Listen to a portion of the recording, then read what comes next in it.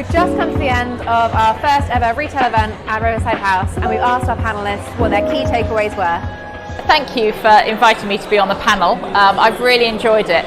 I think it's important that we address the Gen Z needs, wants, attitudes, because they are our future. And the takeouts from tonight have been really explained, actually, in terms of what that looks like, from the way that they are going to be shopping, what their needs are from the retailers, and important that they are multi-generational, so they will influence other generations as well. So it's been great. It's also been really useful for me to find out about the metaverse, because we're obviously looking at it as a business, but listening to some of the other panellists and their views on it means that I think we should move it up our agenda, actually. So thanks very much. Really enjoyed it.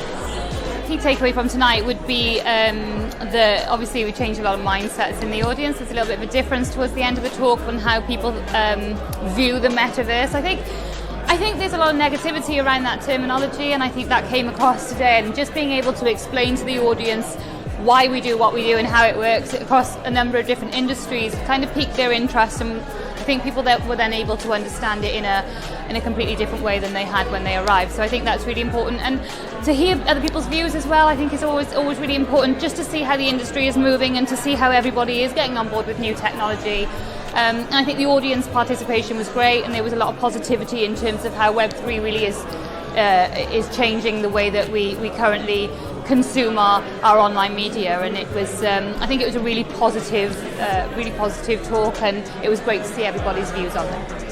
I think what seems to be the case for me is that with Gen Z we try and put everybody into a bracket where we ascribe characteristics to them and say this is what they're like, but actually everybody's an individual, and life is a hell of a lot more complicated than being able to just put people in little convenient baskets like that.